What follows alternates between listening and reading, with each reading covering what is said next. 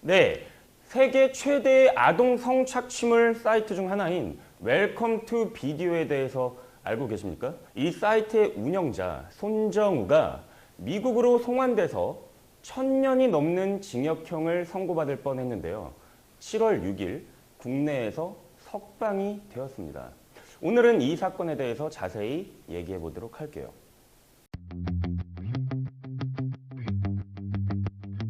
그동안 범죄인 인도에 대해서 거절한 사례가 거의 없었고 이 사건의 경우 특히나 국민의 관심이 지대한 사건일 뿐만 아니라 범죄의 죄질도 극악했기 때문에 많은 분들이 당연히 미국으로 송환이 될 것이라고 예상을 하고 있었고 저 역시도 예상치 못했던 결과에 당혹스러움을 감출 수가 없었습니다.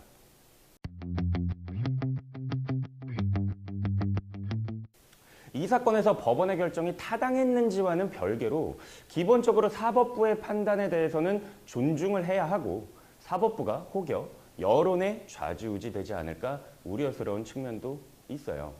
그런데 이번 결정에 대해서 이렇게까지 국민들이 청원을 하고 재판장에 대한 비판을 하고 있는 이유를 사법부는 귀 기울일 필요가 있다고 봅니다.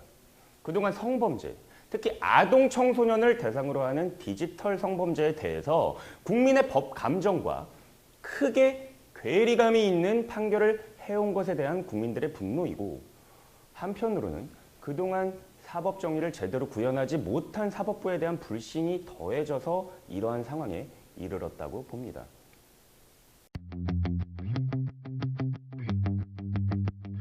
손정우는 약 2년 8개월 동안 다크웹에서 아동 성착취물 사이트 웰컴 투 비디오를 운영하면서 범행 기간 동안 전 세계 128만 명의 회원에게 22만여 개의 아동 성착취물을 유통했습니다.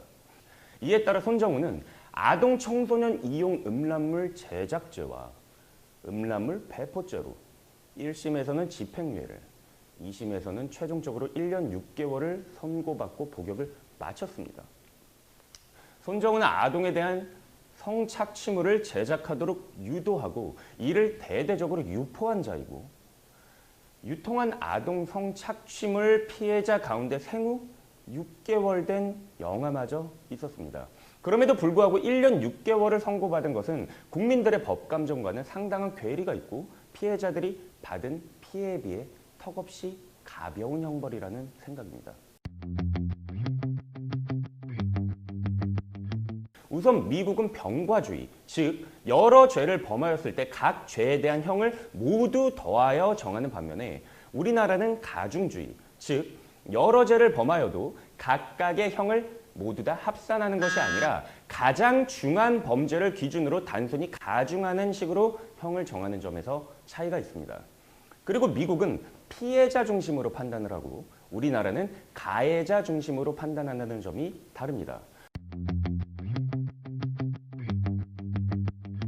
미국에서는요, 아동 청소년 성범죄에 대해 우리나라보다 더 구체적으로 규율을 하고 있습니다. 이 사건에서 보면 우리는 아동 청소년 음란물 제작죄와 배포죄를 다루고 있는 반면에 미국의 경우에는요, 아동 청소년 음란물에 대해서 광고한 행위, 광고를 공모한 행위, 배포한 행위, 배포를 공모한 행위, 제작한 행위, 제작을 공모한 행위, 판매한 행위, 판매를 공모한 행위, 자금 세탁 등으로 세분화해서 처벌을 하고 있습니다. 죄형 법정주의 원칙에 따라 법률에 규정이 있어야만 처벌이 가능한데 우리나라의 경우 손정우를 의율할 수 있는 법 규정 자체가 부족하다고 보시면 됩니다.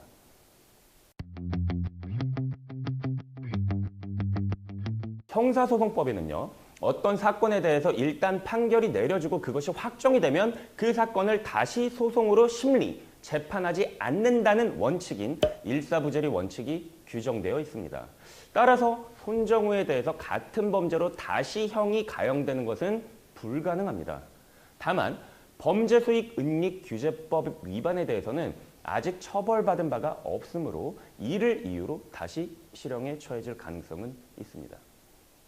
네, 그래서 오늘은 손정우의 송환 불허 결정에 대한 제 생각을 조금 말씀드렸는데요. 디지털 성범죄가 점점 늘어나고 그 수단도 교묘하고 잔혹해지고 있는데 이에 대한 우리의 법감정과 사법부의 판단, 이 괴리감을 어떻게 줄여야 하는지에 대해서 다시 한번 생각해 봐야 될 필요가 있을 것 같네요.